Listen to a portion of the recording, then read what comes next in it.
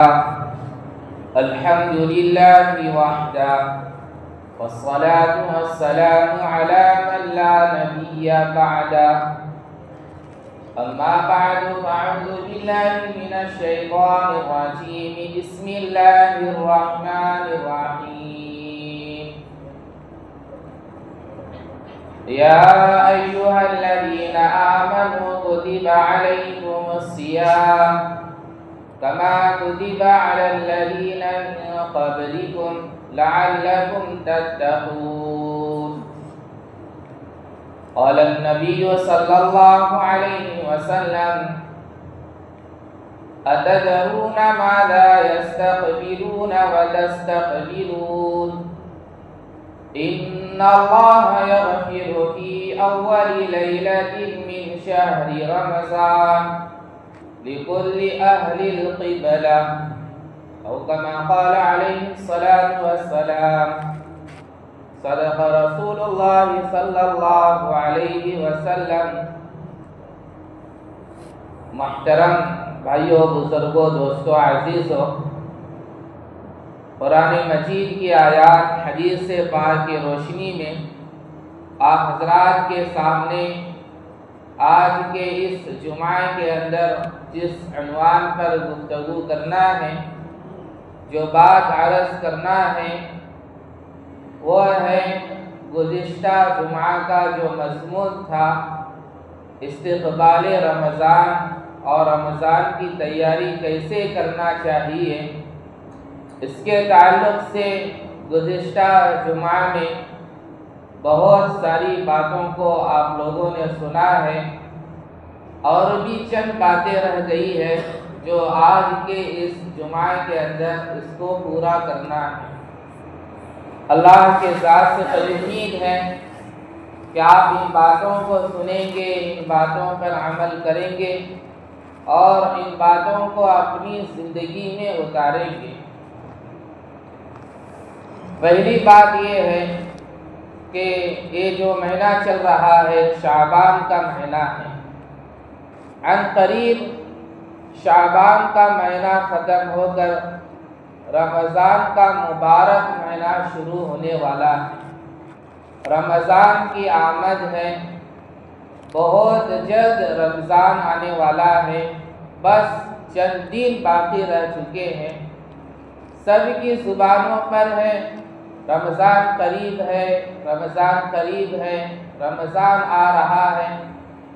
سب کے چہروں پر خوشیاں ہیں، اور خوشی ہونا بھی چاہیے، اس لیے کہ مومن رمضان کے مہینے کو اللہ کی نعمت سمجھتا ہے۔ مومن رمضان کے مہینے کو اللہ کا تحفہ سمجھتا ہے۔ مومن رمضان کی عظمت کرتا ہے، مومن رمضان کی قدر کرتا ہے۔ بعض مسلمان رمضان کے مہینے کو بوجھ سمجھتے ہیں کہ رمضان کا مہینہ آ رہا ہے، صبح سویرے 4 بجے اٹھنا، سحری کھانا، دن بھر بھوکا رہنا، روزہ رکھنا، افطاری کرنا، اور رات میں تراویح پڑھنا، صدقہ نکالنا، زکوٰۃ نکالنا، صدقۃ الفطر ادا کرنا، عید کی تیاریاں، اور اس کے بعد شب قدر کو تلاش کرنا، جاگنا، رمضان کے مہینے کو بوجھ سمجھتے ہیں۔ حالانکہ اللہ رب العزت نے رمضان کے پورے مہینے کو ثواب کی چیز بنایا ہے، رمضان کے پورے مہینے کو عبادت کا مہینہ بنایا ہے۔ سحری کھانے کو اللہ نے ثواب کی چیز بنایا ہے کہ سحری کھانا بھی ثواب ہے۔ حدیث ہے، حضور صلی اللہ علیہ وسلم ارشاد فرماتے ہیں، تسحروا فإن فی السحور برکۃ، سحری کھایا کرو، سحری میں اللہ نے برکت رکھا ہے۔ سحری کو اللہ نے ثواب کی چیز بنایا۔ صبح سویرے اٹھنے کو اللہ اس پر بھی تمہیں ثواب دیتے ہیں۔ دن بھر بھوکا رہنا، روزہ رکھنا، روزے کو اللہ نے عبادت بنایا، روزے کو اللہ نے ثواب کی چیز بنایا ہے۔ حدیث میں ہے روزے دار کے لیے سمندر کی مچھلیاں مغفرت کی دعا کرتی رہتی ہیں۔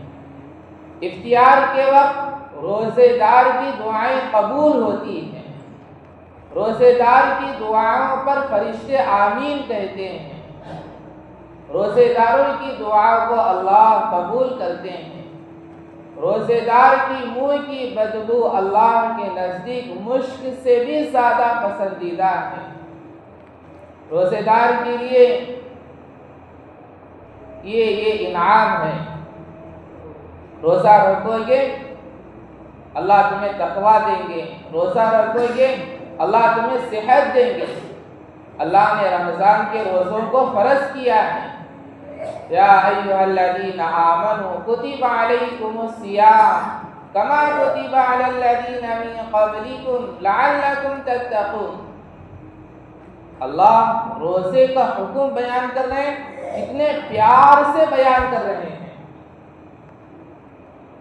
نماز، زکوٰۃ یہ دونوں جلالی عبادت ہے، جلالی، اس کے اندر اللہ کا جلال ٹپک رہا ہے، اللہ کا غصہ ٹپک رہا ہے۔ روزہ اور حج یہ دونوں جمالی عبادت ہے، اس کے اندر اللہ کا پیار ٹپک رہا ہے، اللہ کی محبت ٹپک رہی ہے۔ قرآن مجید کے اندر نماز کا حکم ہوا، واقیموا الصلاۃ، سیدھا کہا، ڈائریکٹ کہا، نماز قائم کرو۔ زکوٰۃ کے بارے میں وآتوا الزکاۃ، سیدھا کہا، ڈائریکٹ کہا، زکوٰۃ ادا کرو۔ نماز اور زکوٰۃ کے اندر اللہ کا جلال ٹپک رہا ہے، اللہ کا غصہ ٹپک رہا ہے۔ اگر تمہارا وضو صحیح نہیں ہوگا تو نماز بھی درست نہیں ہوگی، کیسے اللہ کا غصہ ٹپک رہا ہے۔ حدیث ہے، حضور صلی اللہ علیہ وسلم ارشاد فرماتے ہیں، من ترک الصلاۃ متعمدا فقد کفر، جس نے جان بوجھ کر کے نماز کو چھوڑ دیا گویا وہ کافر ہو گیا۔ کیسا غصہ ٹپک رہا ہے۔ زکوٰۃ کے اندر زکوٰۃ نہیں نکالا، کل قیامت کے دن اللہ رب العزت اس کے مال کو آگ کے اندر تپایا جائے گا اور اس کے گلے میں سانپ ڈالا جائے گا اور اس کے پیٹ کو ڈھسے گا۔ حدیث کے الفاظ ہے، انا کنز انا مال، وہ کہے گا کہ میں تیرا خزانہ ہوں، میں تیرا مال جس کی تو نے زکوٰۃ نہیں نکالا۔ تو نماز اور زکوٰۃ جلالی عبادت ہیں، اللہ کا غصہ ٹپک رہا ہے۔ روزہ اور حج جمالی عبادت ہے، اللہ کا پیار، اللہ کی محبت ٹپک رہی ہے۔ قرآن کے اندر اللہ رب العزت روزے کے حکم کو بیان کر رہے ہیں، کتنے پیار سے بیان کر رہے ہیں۔ نماز کو اتنے پیار سے بیان نہیں کیا، زکوٰۃ کو اتنے پیار سے بیان نہیں کیا جتنا اللہ روزے کو پیار سے حکم دے رہے ہیں۔ یا ایھا الذین آمنوا، قرآن مجید کے اندر جب یا ایھا الذین آمنوا کا الفاظ استعمال ہوتے ہیں، یہ ایمان والو، اللہ پیار سے بول رہے ہیں، اللہ محبت سے بول رہے ہیں۔ یا ایھا الذین آمنوا، میں اس کا ترجمہ تو کر سکتا ہوں لیکن اللہ کی محبت کا ترجمہ نہیں کر سکتا، اللہ کے پیار کا ترجمہ نہیں کر سکتا۔ اللہ اپنے بندوں کو کتنے پیار سے، دلال سے بول رہے ہیں۔ تفسیر کے بہت بڑے امام عبداللہ بن عباس رضی اللہ عنہ، جن کو مفسر قرآن کہتے ہیں، وہ فرماتے ہیں، اے لوگوں، جب اللہ قرآن میں یا ایھا الذین آمنوا کہتا ہے، ہوشیار ہو جاؤ، آگاہ ہو جاؤ کہ اب اللہ کا حکم ملنے والا ہے، اب اللہ کی رحمت ہماری طرف متوجہ ہو رہی ہے۔ اللہ کتنے پیار سے روزے کا حکم دے رہے ہیں، یا ایھا الذین آمنوا، اے ایمان والو، کتب علیکم الصیام، تم پر روزے فرض کیے گئے، کما کتب علی الذین من قبلکم، جیسا کہ تم سے پہلے لوگوں پر روزے فرض کیے گئے تھے۔ تو اللہ بیان کر رہے ہیں روزہ کوئی نئی چیز نہیں ہے، تم سے پہلے لوگ بھی روزہ رکھے ہیں۔ اللہ بول رہے روزہ رکھو گے، جتنا دیر بھوکے رہو گے اتنی دیر بھوکا رہنے میں نہیں مرو گے۔ تم سے پہلے بھی لوگ روزہ رکھے تھے، وہ لوگ بھی نہیں مرے۔ اللہ کتنے پیار سے بول رہے ہیں کہ ہمت دلا رہے ہیں کہ روزہ رکھو، تم پر روزے فرض کیے گئے ہیں۔ تمہارا بھوکا رہنے سے اللہ فرماتے ہیں مجھے کچھ نہیں ملتا، تمہارا دن بھر بھوکے پیاسے رہنے سے مجھے کچھ نہیں ملتا۔ اللہ فرماتے ہیں روزے کے ذریعے سے میں تمہیں تقویٰ دینا چاہتا ہوں، لعلکم تتقون، تاکہ تمہیں تقویٰ حاصل ہو جائے۔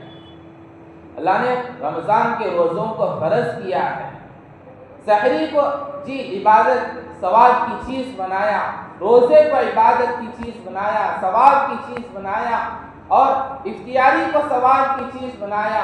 افطاری کرنے پر بھی اس پر اللہ تمہیں ثواب دیں گے، کسی دوسرے کو افطاری کرانے پر بھی اس پر بھی اللہ تمہیں ثواب دیں گے۔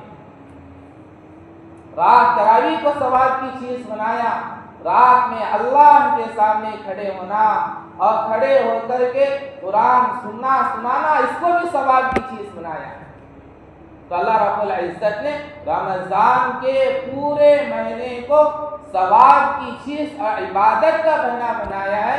بعض لوگ رمضان کے مہینے کو بوجھ سمجھتے ہیں، مومن رمضان کے مہینے کو اللہ کی نعمت سمجھتا ہے، مومن رمضان کے مہینے کو اللہ کا تحفہ سمجھتا ہے، مومن رمضان کی عظمت کرتا ہے، رمضان کی قدر کرتا ہے، مومن رمضان کی ناقدری نہیں کرتا، مومن رمضان کے مہینے کو بوجھ نہیں سمجھتا ہے۔ سرکار دو عالم صلی اللہ علیہ وسلم رجب کا چاند دیکھتے اور یہ دعا کرتے اللہم بارک لنا فی رجب و شعبان و بلغنا رمضان، اے اللہ ہمیں رجب اور شعبان میں برکت عطا فرما اور رمضان تک ہمیں پہنچا دے۔ میرے بھائیوں، نبی سے بڑھ کر عابد کوئی نہیں ہو سکتا، نبی سے بڑھ کر عبادت گزار کوئی نہیں ہو سکتا، نبی سے بڑھ کر تقوی والا کوئی نہیں ہو سکتا، نبی سے بڑھ کر پرہیزگار کوئی نہیں ہو سکتا۔ اتنا بڑا نبی، اس نبی کی نماز کی کیفیت یہ ہے، آپ کا قیام، آپ کا رکوع، آپ کا سجدہ اس قدر طویل ہوتا۔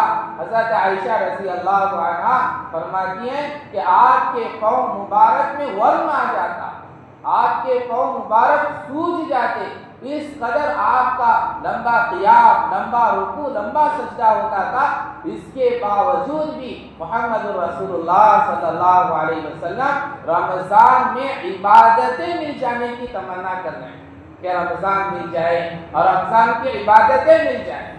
میرے بھائیوں، رمضان مل جانا یہ اللہ کی بہت بڑی نعمت ہے، بہت بڑی نعمت ہے۔ اور پھر رمضان میں عبادتوں کی توفیق مل جانا، روزہ رکھنے کی توفیق ملنا، تراویح پڑھنے کی توفیق ملنا، ذکر تلاوت کی توفیق ملنا، رمضان میں عبادتوں کی توفیق مل جانا یہ اس سے بڑی نعمت ہے۔ اور رمضان میں کی ہوئی عبادتیں قبول ہو جانا یہ اس سے بڑی نعمت ہے۔ کتابوں میں لکھا ہے سلف صالحین اکابر کا یہ طریقہ رہا ہے، 6 مہینے پہلے رمضان کی تیاری شروع کر دیتے تھے، اللہ کے فضل سے رمضان مل جاتا، رمضان کی عبادتیں مل جاتی، آئندہ 6 مہینے تک اللہ سے رو کر رمضان کی عبادتوں کو اللہ کے یہاں قبول کراتے تھے۔ رمضان مل جانا یہ اللہ کی بہت بڑی نعمت ہے، رمضان میں عبادتوں کی توفیق مل جانا یہ اس سے بڑی نعمت ہے، اور رمضان میں کی ہوئی عبادتیں قبول ہو جانا یہ اس سے بڑی نعمت ہے۔ سرکار دو عالم صلی اللہ علیہ وسلم کی دعاؤں میں سے ایک دعا حدیث کی کتابوں میں ہمیں ملتی ہے، اللہم سلمنی رمضان، اے اللہ مجھے رمضان کے لیے صحیح سالم بنا، وسلم رمضان علی، اور رمضان کو میرے لیے صحیح سالم بنا۔ کتنی بہترین دعا حضور صلی اللہ علیہ وسلم نے کی ہے کہ مجھے رمضان کے لیے صحیح سالم بنا اور رمضان کو میرے لیے بھی صحیح سالم بنا۔ کیا مطلب؟ رمضان آئے میں کوئی بیماری میں نہ رہوں، رمضان آئے کوئی ایسی بیماری نہ لگے جس سے رمضان کی عبادتوں سے محروم ہو جاؤں، مجھے صحت عطا فرما، تندرستی عطا فرما۔ یہ اللہ سے دعا مانگنی چاہیے۔ اور رمضان کو میرے لیے صحیح سالی منا، میں تو صحت مند ہوں، میں تو عافیت والا ہوں، میں تو روزہ رکھ سکتا ہوں، عبادت کر سکتا ہوں، لیکن رمضان صحیح حالات میں نہیں آیا۔ جیسا کہ اس کی ایک مثال پچھلے چند سال پہلے 5-6 سال پہلے رمضان لاک ڈاؤن میں آیا، حالات میں آیا، مسلمان رمضان کی عبادتوں سے دور رہا، تراویح میں قرآن سننے سے محروم رہا، اجتماعی دعاؤں سے محروم رہا، مسجد کی نمازوں سے محروم رہا، تو رمضان صحیح حالات میں نہیں آیا۔ دونوں دعائیں حضور صلی اللہ علیہ وسلم نے ہمیں سکھائی ہے کہ میرے لیے رمضان کو صحیح سالی منا اور رمضان کو بھی میرے لیے صحیح سالی منا۔ یہ دعا اپنی دعاؤں کے اندر بھی کرنی چاہیے۔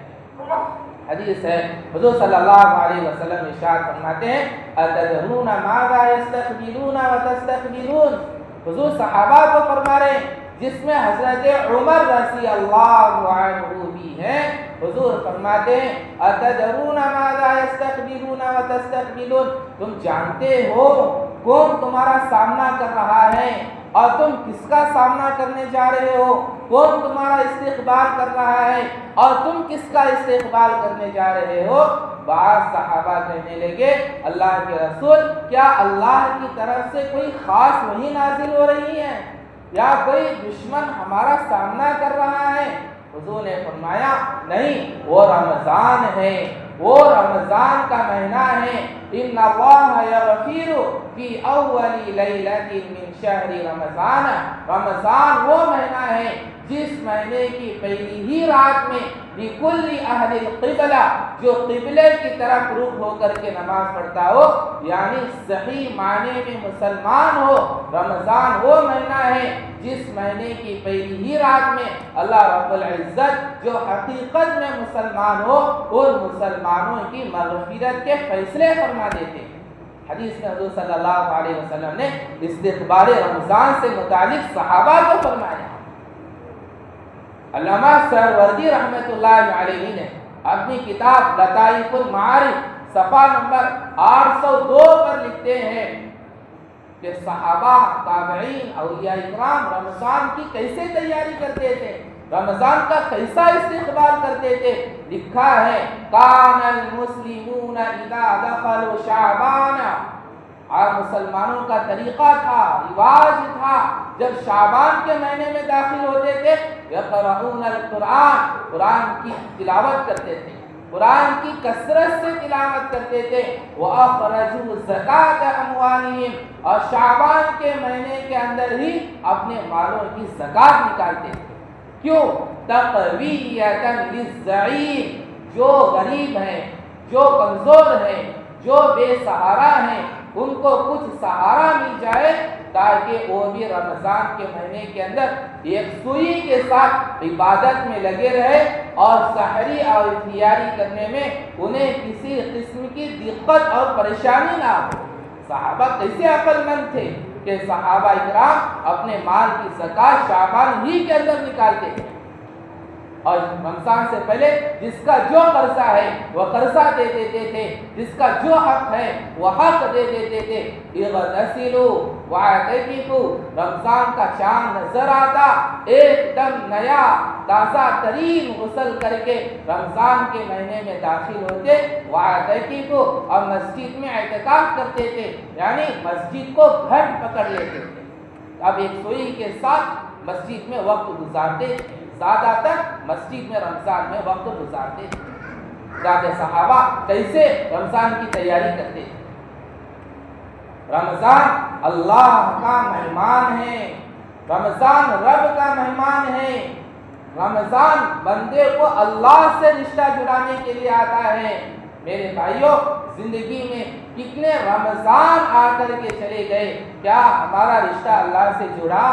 ہمارا تعلق اللہ سے جڑا؟ ہمیں اللہ سے لینے والے بن گئے، اللہ کی محبت ہمارے دلوں میں پیدا ہو گئی۔ زندگی میں کتنے رمضان آ گئے، ایک گناہ چھوڑنے کا ارادہ ہوا، ایک گناہ سے توبہ کرنے کی توفیق ہوئی۔ رمضان بندے کو اللہ سے رشتہ جڑانے کے لیے آتا ہے کہ ہمارا رشتہ اللہ سے جڑ جائے، ہمارا تعلق اللہ سے جڑ جائے، ہم اللہ سے لینے والے بن گئے، ہماری زندگی کے اندر ہماری زندگی بدل جائے، اس لیے رمضان آتا ہے۔ رمضان اللہ کو پانے کا مہینہ ہے۔ رمضان عام مہینوں کی طرح نہیں ہے جو آیا اور چلا گیا، ایسا مہینہ نہیں ہے۔ رمضان جی اللہ کے پاس جانے والا ایک پیغام ہے، پیغام، ایک خط ہے، خط جس کے اندر تم کیا لکھ کر کے بھیج رہے ہو دیکھ لو۔ رمضان کو اچھا گزارو گے تو پھر رمضان تمہیں دعائیں دے گا، اگر رمضان کو صحیح نہیں گزارو گے تو پھر رمضان تمہیں بددعائیں دیتا ہوا چلا جائے گا کہ تمہاری زندگی بھی ہلاک ہو، برباد ہو، جیسے تو نے مجھے ہلاک کیا اور برباد کیا ہے۔ رمضان اللہ کے پاس جانے والا ایک پیغام ہے، اس پیغام کے اندر تم کیا لکھ کر کے بھیج رہے ہو؟ رمضان اللہ کو پانے کا مہینہ ہے۔ لڑکا لڑکی کو پانے کے لیے کتنے پیسے خرچ کرتا ہے، کتنا وقت دیتا ہے۔ لڑکی لڑکے کو پانے کے لیے گھر کی، خاندان کی عزت مول لینے کے لیے تیار ہو جاتی ہے، بے عزتی مول لینے کے لیے تیار ہو جاتی ہے۔ اللہ کو پانا سب سے بڑی دولت ہے، اللہ کو پانا سب سے بڑی دولت ہے۔ حدیث میں ہے، حدیث قدسی ہے، حدیث قدسی اس حدیث کو کہتے ہیں جس حدیث میں اللہ بول رہے ہیں۔ اللہ فرماتے الصوم لی، روزہ میرے لیے ہے۔ بعض حدیث کی کتابوں کے اندر اجزا بھی کا لفظ استعمال ہوا ہے۔ حضرات محدثین فرماتے روزے کے بدلے میں اللہ ملنے والے ہیں، روزے کے بدلے میں اللہ ملنے والے ہیں۔ رمضان کا مہینہ اللہ کو پانے کا مہینہ ہے، اور رمضان کے مہینے میں کس قدر عبادت، کس قدر روزے، کتنا خرچ کرتے ہو۔ رمضان کا مہینہ بہت مبارک مہینہ ہے۔ حضرت حسن بصری رحمۃ اللہ علیہ فرماتے ہیں رمضان کی تیاری، سب سے بڑی تیاری یہ ہے کہ انسان گناہوں سے بچ جائے، سب سے بڑی تیاری ہے جو گناہ کر رہے ہیں ان گناہوں سے بچ جائے، جو گناہ ہو چکے ہیں ان گناہوں سے اللہ سے سچی توبہ کرے اور وہ گناہ نہ کرنے کا پختہ ارادہ اور عزم کرے اور ان گناہوں پر شرمندہ ہو۔ یہ رمضان کی سب سے بڑی تیاری ہے، سب سے بڑی تیاری ہے، اس لیے کہ گناہ انسان کو خیر سے محروم کر دیتے ہیں، گناہ انسان کو نیکیوں سے دور کر دیتے ہیں، گناہ انسان کو عبادتوں سے دور کر دیتے ہیں۔ اللہ نہ کرے، سوبار نہ کرے، گناہ کرتے کرتے انسان کا دل کالا ہو جاتا ہے، اب حق کی بات اس کے دل پر اثر نہیں کرتی ہے۔ بعض مرتبہ ایسے گناہ ہوتے ہیں جس گناہ کی وجہ سے بندہ مسجد سے دور ہو جاتا ہے، ہفتے گزر جاتے، مہینے گزر جاتے، 2 مہینے گزر جاتے، کبھی اسے مسجد کی شکل دیکھنے کا موقع بھی نہیں ملا کرتا ہے۔ رمضان کی سب سے بڑی تیاری یہ ہے کہ گناہوں سے بچ جانا، یہ سب سے بڑی تیاری ہے۔ رمضان سے پہلے 4 کام، جو جس کا قرضہ ہے وہ قرضہ دے دو، دوسرا کام جو جس کا حق ہے وہ حق دے دو، اللہ سے سچی توبہ کرو اور اپنے دل کو پاک رکھو، صاف رکھو، کسی کے بارے میں حسد نہیں ہونا چاہیے، کسی کے بارے میں کینہ نہیں ہونی چاہیے، کسی کے بارے میں بغض نہیں ہونا چاہیے۔ یہ 4 کام کر کے تیار ہو جاؤ، پھر دیکھو یہ 4 کام تیار کر کے رمضان میں داخل ہو جاؤ، پھر دیکھو رمضان گزارنے کا کس قدر مزہ آئے گا، رمضان میں عبادتیں کرنے کا کس قدر مزہ آئے گا۔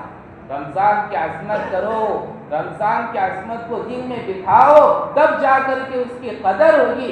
رمضان اللہ کا مہینہ ہے، رمضان وہ مہینہ ہے جس مہینے کے اندر اللہ نے قرآن کو اتارا ہے، رمضان وہ مہینہ ہے جس مہینے کے اندر جنت کے دروازے اللہ رب العزت کھول دیے جاتے ہیں اور جہنم کے دروازے بند ہو جاتے ہیں، سرکش شیاطین قید کر دیے جاتے ہیں۔ رمضان وہ مہینہ ہے جس کے اندر ایک رات ہے جو ہزاروں مہینوں سے افضل ہے۔ یہ سارے خیالات سوچو، تصور کرو، سوچو کہ رمضان کتنا عظیم مہینہ ہے، کتنا مبارک مہینہ ہے، قدر کرو۔ قدر کرنے پر اللہ رب العزت دیتے ہیں، ناقدری پر اللہ کچھ نہیں دیا کرتے ہیں۔ قدر کرنے والوں کو اللہ دیتے ہیں جن کے دلوں کے اندر رمضان کی قدر ہے، رمضان کی عظمت ہے، رمضان کی اہمیت ہے۔ اللہ رب العزت رمضان سے پہلے انہیں رمضان کی تیاری کرنے کی توفیق دیتے ہیں۔ جن کے اندر رمضان کی قدر نہیں، رمضان کی عظمت نہیں، رمضان کی اہمیت نہیں، اللہ رب العزت ان لوگوں کو رمضان سے پہلے رمضان کی تیاری کرنے کی توفیق نہیں دیتے ہیں۔ اللہ سے دعا کرتے ہیں اللہ ہم سب کو رمضان کی تیاری کرنے کی توفیق عطا فرمائے۔ وصلی اللہ علی نبی الکریم۔